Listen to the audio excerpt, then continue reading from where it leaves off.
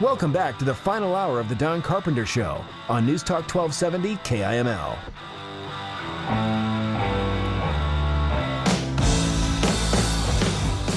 News Talk 1270 KIML.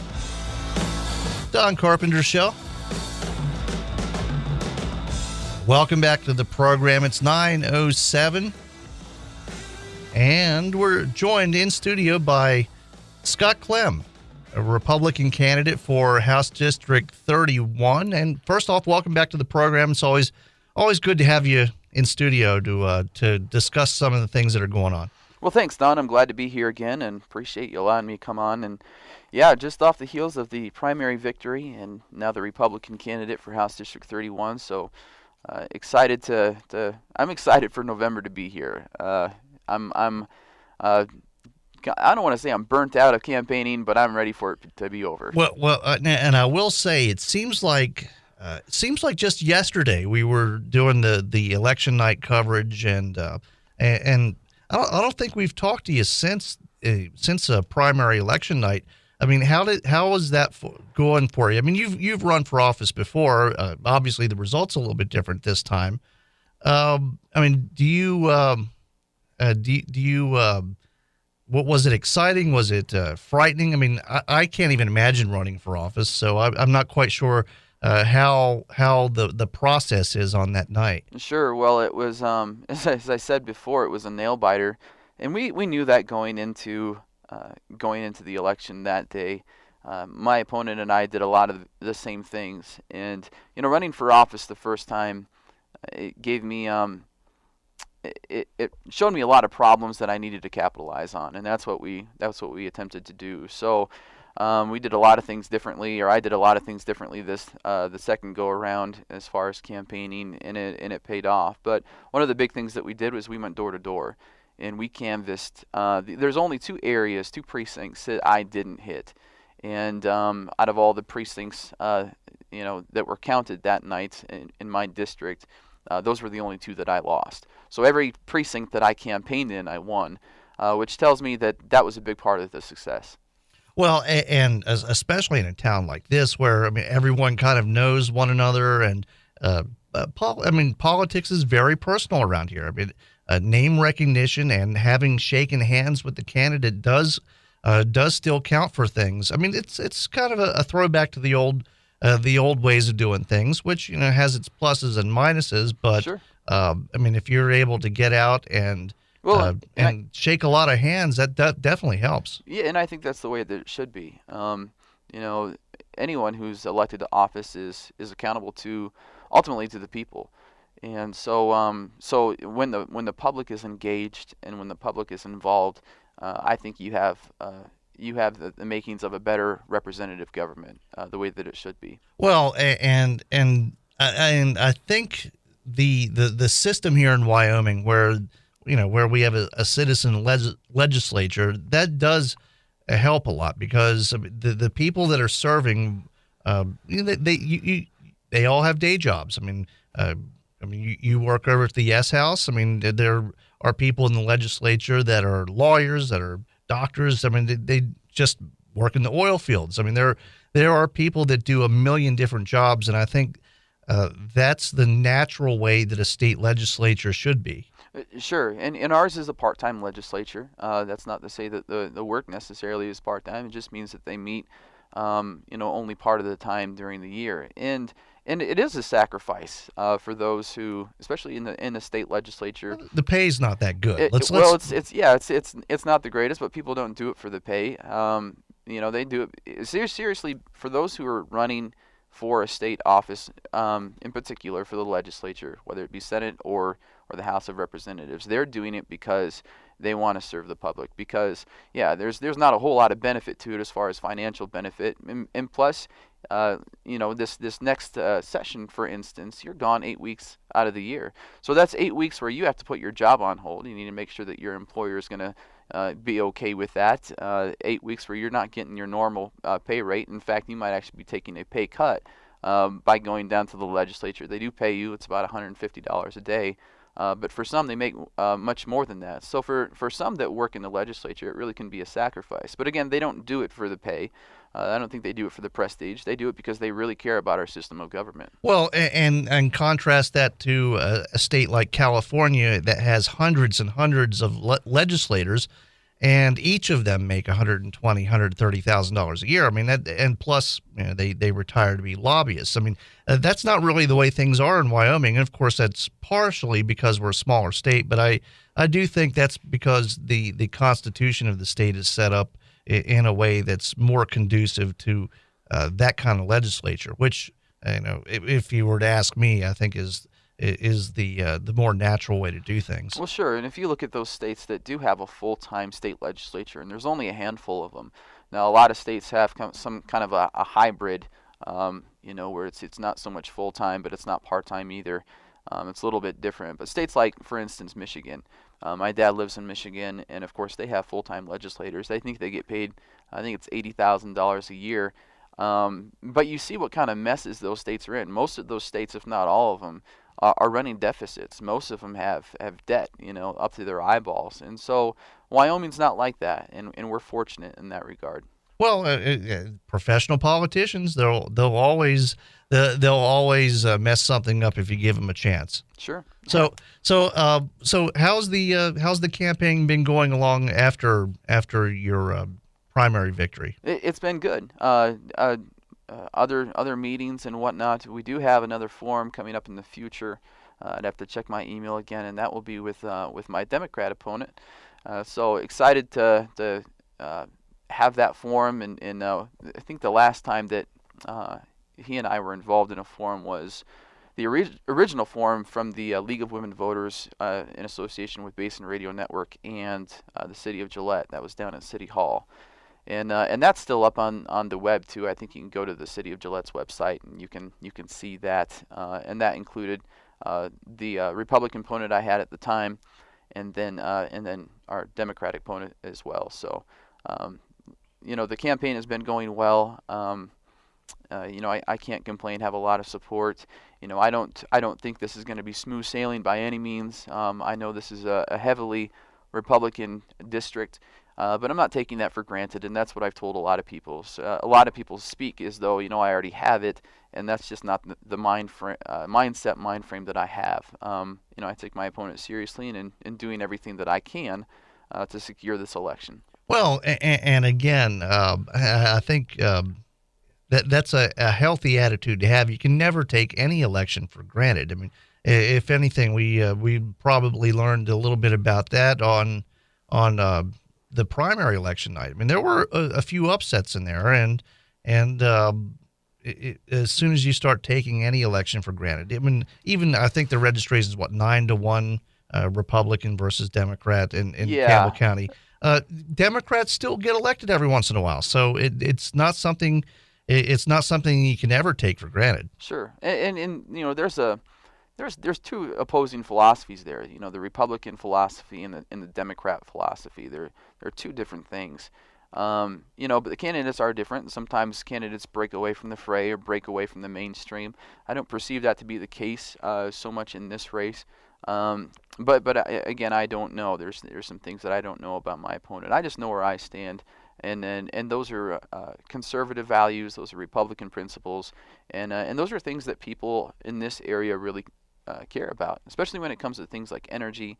We know that here in Wyoming, coal, oil, natural gas, those things equal jobs and affordable energy. We just had that affordable energy rally. I think it was last week. And I appreciate some of the remarks from Senator Enzi. I know he was on the program, and Senator Barrasso was there, and Representative Noreen Kasparik was there, and some of the remarks that were made. We don't see a bunch of regional haze unless it's really from forest fires. I didn't drive over here and had to dig through all the fog and haze this morning. It just simply wasn't there. But that's some of the misconception that people, especially out east, have. As far as coal country, they think that it's dirty and the water is nasty and the environment is just covered in ash and coal dust and all that kind of thing. And that's simply just not the case. Well, and it really hasn't been the case for the past 50 years or so. I mean, I grew up right outside of coal country. I mean, I've mentioned it many times. My grandfather was a coal miner in West Virginia.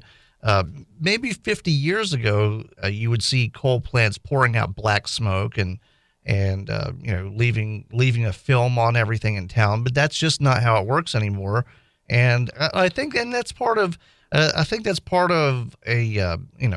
state legislator's responsibility is to make sure that as a state we market ourselves and get the word out to other parts of the country that, hey, look, this is an important part of our nation's economy, and we're doing everything we can to make sure it's clean, safe, and affordable. That's right, and it certainly helps to have different groups, whether it be legislators or even some special interest groups from outside states. For instance, we had the group that came from Washington, and they toured our facilities here in Campbell County. They toured the coal mines. They toured, I think it was Dry Fork, and they got to see from firsthand experience that some of the things they've been told are just flat out lies. In fact, there was one man, I don't remember his name, but he was just absolutely impressed with our facilities. He was absolutely impressed with the quality of our air, the environment, and it was nothing like that he heard before from different people. So those efforts do help, and of course then they take that back to their states, and they can propagate the truth and combat those lies that are out there. Well, and since you mentioned the Northwest states, of course, the other issue we have with coal is shipping out coal. I mean, right now we have to ship it out through Vancouver because the ports in Washington and Oregon won't let us ship our coal through their ports. That seems to be one of those battles that again the legislature can be a part of and try to help out as well. That's an interesting battle though, because the coal industry has some pretty odd allies. I mean, the longshoremen unions love the idea of coal going out through Seattle or Portland or other Northwest ports as opposed to going through Canada. Well, there's a lot of benefits to shipping through the U.S. I mean, that means U.S. jobs. It means contributing to our labor market and to our markets here in the U.S. When we take that coal and we ship it from, say, Canada, we're giving a piece of the pie over to the Canadians. So it makes a lot of sense from a financial standpoint to ship it out of the U.S. But it's a big fight right now. Right now, it's more of a legal fight, and we have people at work. We have a lot of competent people, including our Attorney General here in Wyoming. So they're fighting that battle along with us. But it's a battle worth fighting. Okay, and actually, just in case you're just joining us, we're talking with House District 31 candidate Scott Clem. If you have any questions for Scott, we'll leave the lines open the entire hour. 682-1270. 682-1270 is the number if you have any questions. Of course, the legislature is also part of enacting laws in the state that would now I guess the legislature would also be part of the fight against the EPA on all these regional haze regulations. I mean, I imagine that the Attorney General would be the one filing lawsuits, but the legislature is also part of that, I'd imagine, right? Well, sure. You have to understand the EPA is fighting us on many fronts, and so in order to combat that, we also have to be fighting on many fronts. We have to have the private sector fighting against it. We have to have the public sector fighting against it. We have to have the legislature fighting against these things that the EPA is proposing. One of the things that we heard a lot about, especially during the primary races, was the Clean Water Act, which is it's a grab by the EPA basically to control any type of waterway. They would control a whole lot more if they could seize that opportunity. And so that's something that the state needs to fight against. Our Constitution in Wyoming says that water belongs to the state. The state owns the water rights. So that opens itself up even there for some interesting, you could say, litigation if it came to that between the EPA, if they were to really enforce the Clean Water Act and try to grab these waters and control these waters for themselves, and the state of Wyoming, where we stand on that. And of course, the other thing is this thing of global warming, which I'm pleased over the last several weeks. And people, I know there's some people that probably get sick of it on my Facebook, but I find these articles, and they're mainstream news articles. They're not just articles from some little podunk town somewhere in their newspaper. These are mainstream articles, but I find so many of them that are really turning the page on the discussion of global warming. And it's not so much now that people believe in global warming; they're really trying to hold on to the maintain control, I guess, of the dialogue. But really, we know that global warming hasn't occurred in the last 18 years, and scientists are baffled because that doesn't add up to their their computer models. And their computer models, I guess, is the one thing that's really the difference. And people don't understand that when they do these computer models, it's a program that they use and they input some data, real data. But what they have to do is they have to make up to 1,000 assumptions in their computer program in order to get what their prediction is. And so you think about that. 1,000 assumptions, or even cut it in half. Let's say there's 500 assumptions that some scientist has to make, and you can see where the results could end up. And where they've ended up is the polar ice caps are melting, and we're going to be underwater, and temperature is going to be rising, and all of that just hasn't come to pass because those models are flawed. Well, and then you see the story last week. The Antarctic ice shelf is at record levels. Exactly. So you see these conflicting stories, and what a lot of and I think more and more people are starting to understand that weather and the climate is cyclical. It'll go through cold spells, it'll go through warm spells, it goes through dry spells, it goes through wet spells, and this thing is, I mean, you have to measure it over thousands of years, not just 1 year. Unless there's an agenda. And of course, there's always an agenda with these things. It's not about saving the earth. It's about exerting control over the population. Well, it's control and it's money. I mean, there is a lot of money in the green. There's a ton of money, and the U.S., we throw money away. We're throwing money away at these environmentalist groups. And if you're a scientist and you want to secure your job, there's the temptation, and I'm sure many have succumbed to that temptation, to have these models where global warming rules the day, and we need to fight global warming. And they continue to get all of this money from the federal government to fund these studies. But again, the other part of it is control. We have a government right now who, they try to control everything. They're just usurping their authority upon the states and upon private industry. And right now we have, these groups like the EPA that are trying to exert their control and try to impose things like cap and trade, where they want to cap the amount of carbon emissions that come out of these plants, but then they can go ahead and trade financial pieces, I guess, to it to offset some of those carbon emissions. And really all it is it's a money game, and it's a control game. Well, it's sort of like in the old days, the Catholic Church would sell salvation. I mean, you would be able to go to your local bishop or cardinal, and you'd give them a donation, and all of a sudden you'd be forgiven. You're absolved of your sins. Right? You're absolved. So that it's basically absolving you of your sins against the earth, and of course for a price.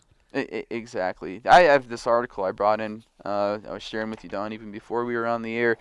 And this is from, I believe it was just today or yesterday. But the title is, "Where's the Global Warming Experts Say Says Public Are Growing Skeptical of Climate Change?" And they are. And this guy, his name is Dr. Benny Pizer from the Global Warming Policy Forum. And he says an interesting quote. He says, "However, the reason behind the current pause in rising temperatures remains a mystery, and there are said to be more than 30 theories attempting to decipher what has caused this stability." And some say that the heat is going into the oceans. Some say that there's other natural cycles at work. But the fact of the matter is they really don't know, and they're scrambling to come up with some kind of explanation why global warming hasn't occurred over the last 18 years. Well, and one of the ways you can tell that the tide is being turned in public opinion on this is the panic, the abject panic that you're seeing from the radical environmentalists. I mean, the name calling has been stepped up. Anybody Anybody that doubts their official line is called anti-science. They're called Luddites, and worse. And the abject panic is how you can tell that the tide in public opinion has been turned. Sure, we've got that, and we still have indoctrination going on. We have indoctrination going on even at the public school level.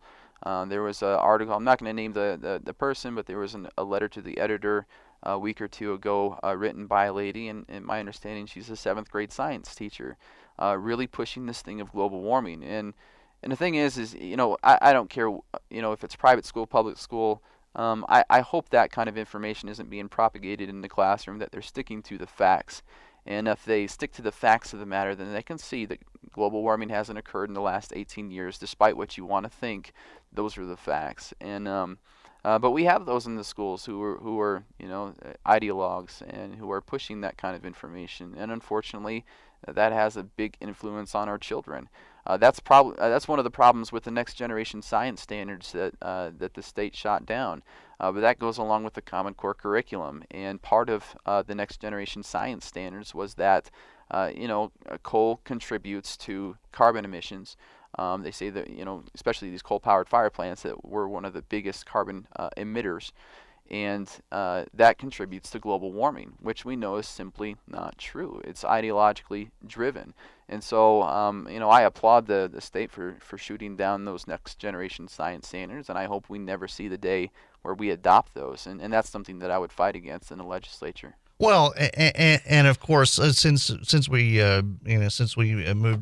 you mentioned education, we can kind of move towards that. And the next generation science standards are, of course, they're closely related with the Common Core standards as well.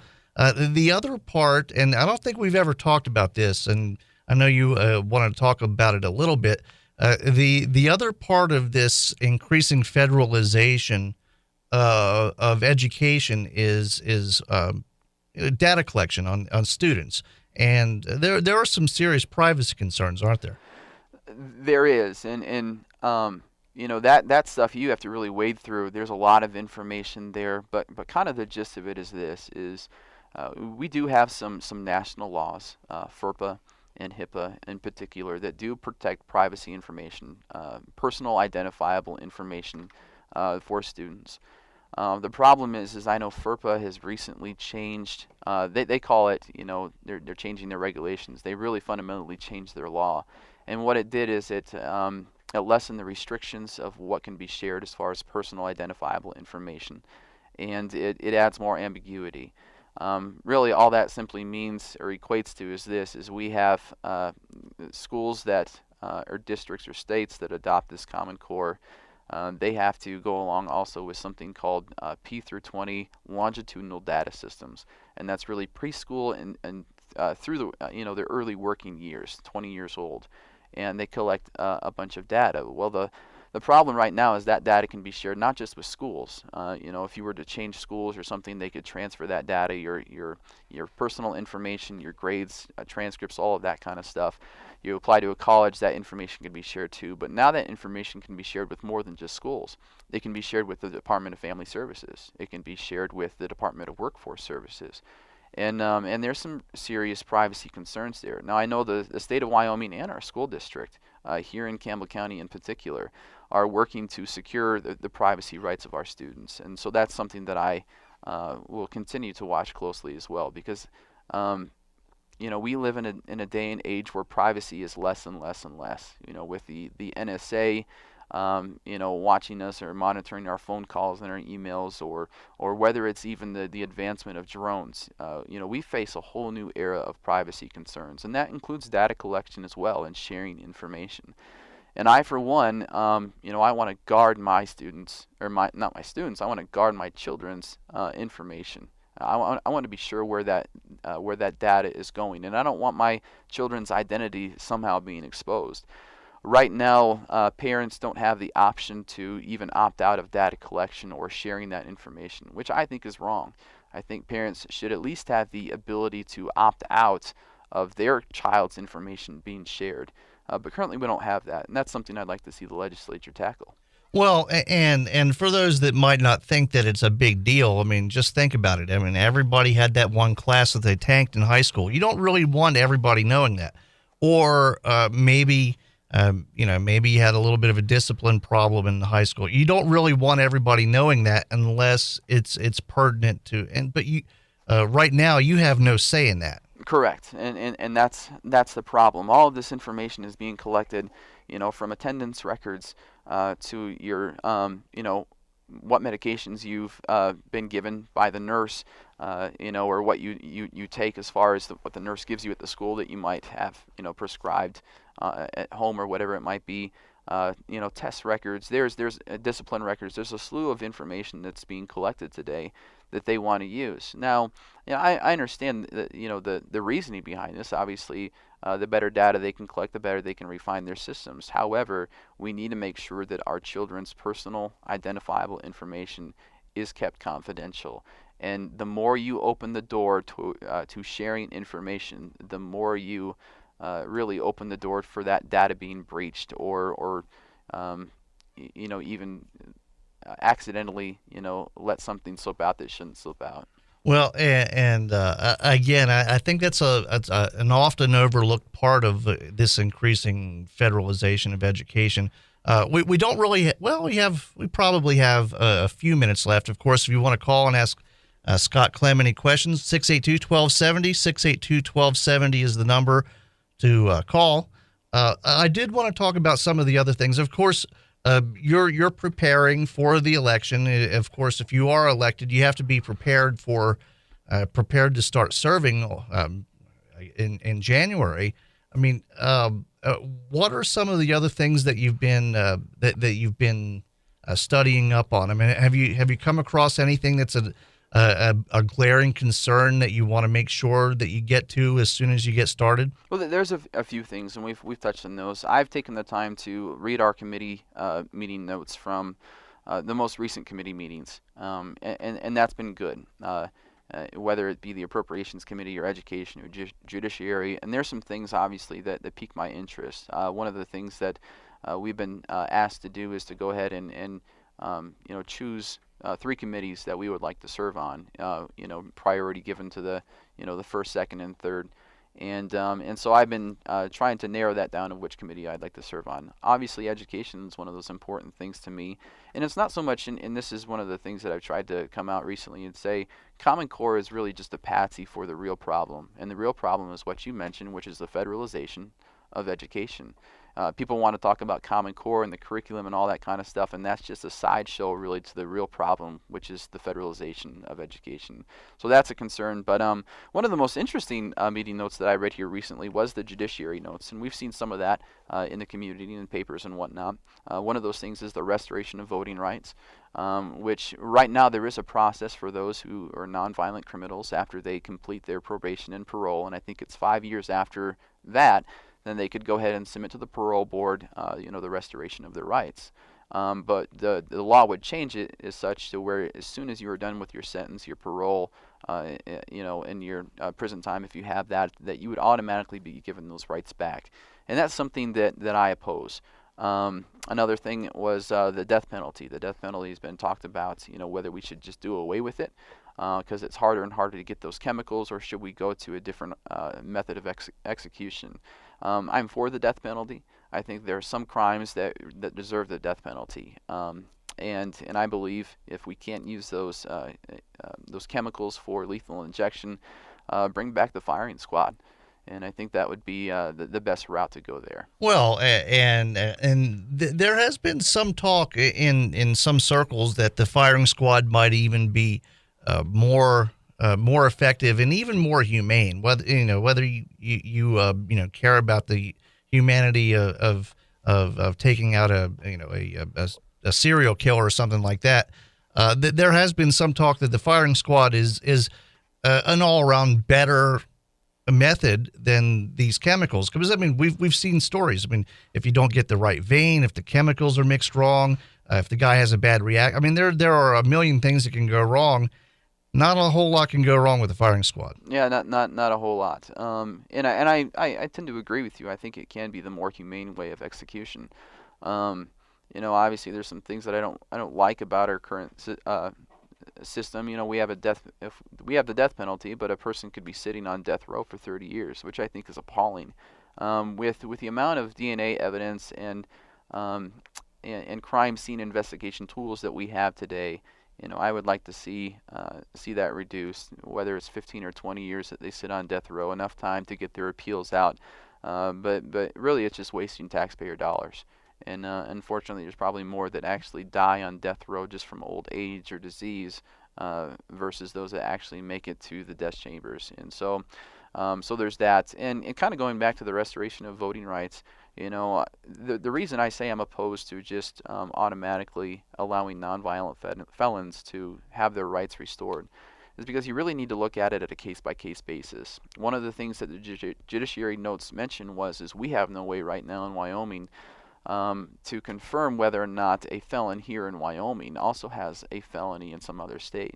So if they by chance have a felony in another state for something, and they commit a felony here and they have their voting rights restored to them, that causes a problem.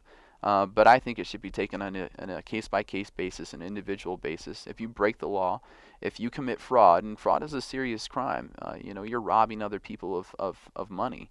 And so if you're committed a fraud, I think that you should have to go in front of a parole board, and you should have to plead your case on why you should have your voting rights back. So I don't think it should just be an automatic process. I like the process that we have now where they have to come before a parole board. Well, and some states either use a parole board or the governor has, the attorney general has an office that looks at that sort of thing.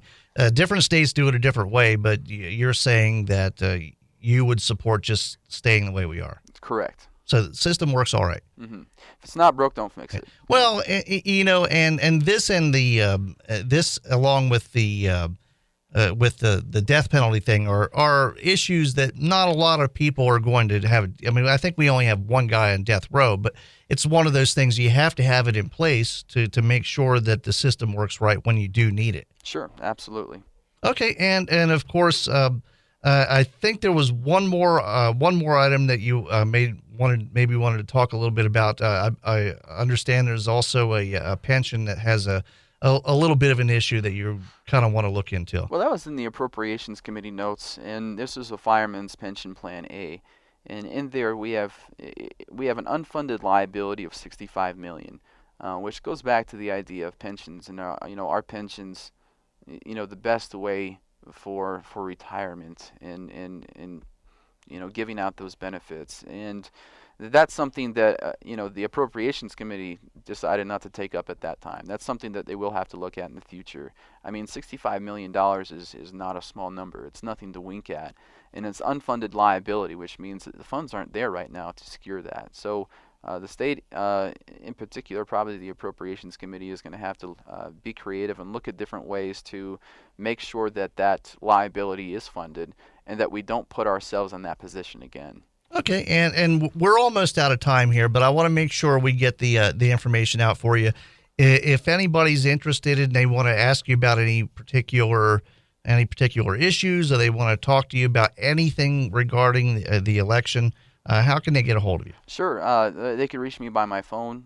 It's 307-660-7141, or they can go on Facebook. It's facebook.com/Clem4House. Facebook.com/Clem4House. And again, the phone number is 307-660-7141. Yeah, and I would love to hear from anybody, and people have done that.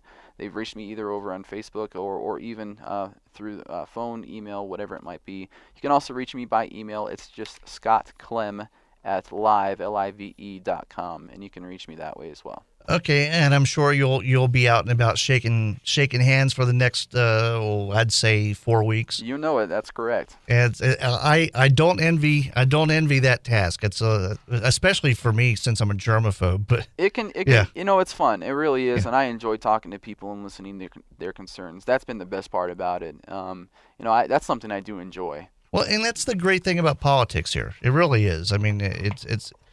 You do get to actually see the people that you're serving. They get to see you, as opposed to some other places where you have a representative in Harrisburg or Albany or Sacramento, and you never meet them. Yeah. It's the great thing about Wyoming. Exactly. And I want to thank you, Scott, for stopping by. I'm sure we'll get a chance to talk to you again sometime soon. Thanks, Don. I appreciate you having me on. Thank you. And with that, we're going to take a break. I'll come back and wrap things up in just a few moments. News Talk 1270 KIML. We'll be right back after we pay some bills and cover Don's exorbitant salary. Thanks, Don. Don Carpenter on News Talk 1270 KIML. IML.